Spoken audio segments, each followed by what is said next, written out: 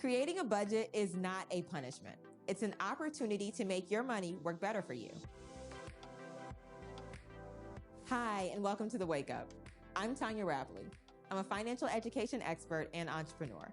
I help millennials break the cycle of living paycheck to paycheck so that they can become financially free and do more of what they love.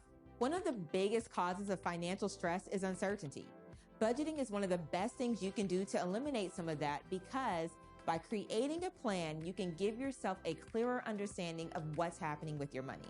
Today, I'm going to walk you through the basics of budgeting and hopefully give you some tools to help you get a better handle on your money, no matter where you are in your financial journey. But first, let's center ourselves with a few calming breaths. Welcome back. Let's dive right in. There's a strange misconception that being an adult means knowing how to budget correctly. But when you think about it, we don't teach budgeting in schools, and hardly anyone instinctively knows how to manage their money on the first day of being financially independent. In fact, when most of us imagine someone sitting down to write a budget, it's because we think they've done something wrong and they need to bring their spending under control. Instead, try to reframe budgeting as something we should all do to be proactive, no matter what your financial situation is. I first started budgeting when I was deep in debt and financially tapped.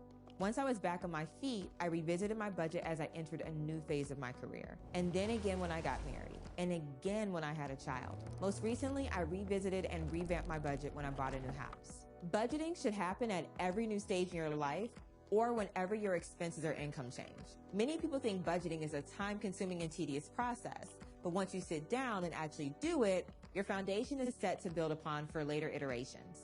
Here are some easy steps to help you get started.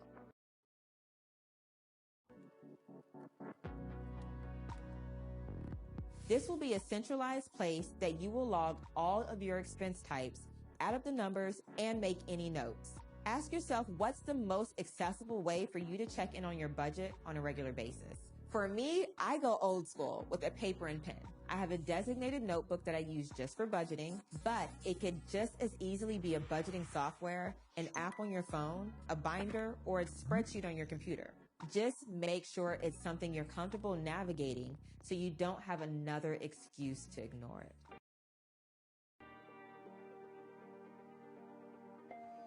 Next, determine what your different categories of spending are. This is for you to customize based on your habits and needs. A sample list of categories might be your rent or mortgage, groceries, utilities like electricity, any cell phone or internet bills, healthcare costs like premiums and medications, transportation needs like car insurance, gas, or a Metro card, and entertainment like streaming subscriptions. You get the idea. It's also important to try to include an allotted amount of savings in your budget if you're able to do so. From there, it's time to rip the Band-Aid off and dive into your expenses. Log each one by name, dollar amount, and which category it falls under. Place a check mark next to your needs and then re-examine your list afterwards. For the items that don't have a check mark, are you able to cut back on those costs? How much money would you save by doing so that can instead be put towards your financial goals? For me, when I first created a budget, I realized I was spending over $1,000 every 6 months on manicures. Once I saw that number, I decided to completely cut manicures out of my budget and free up income to put towards my savings instead. Once you reviewed your expenses, add up how much each category's budget is per month. You now have a blueprint for your spending guardrails.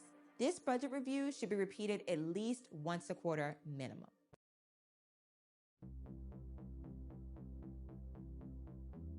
Now it's time to set yourself up for success by making sure all of your accounts are in order and in communication with each other. What this means is you've made it easy to transfer money between your accounts, from your checking to your savings or business account. Go into your accounts and see if your bank info is readily available and saved. Can you set up automatic payments that you can track in your financial log? Can you set up some type of daily alert that tells you your balance? Make sure you get into every nook and cranny of your financial records. By being in tune with your money across the board, you'll have a system of accountability that will ensure easy follow-up. Budgeting might seem like a daunting task, but once you sit down and start, you'll see facing the reality of your finances is much better than letting your worst fears run wild. It won't give you the bank account balance you want overnight, but it's the first step to getting more control over your money and creating a foundational practice that will eventually help you plan for the future. And that alone can be priceless. I'm Tanya Rapley, and thank you very much for watching.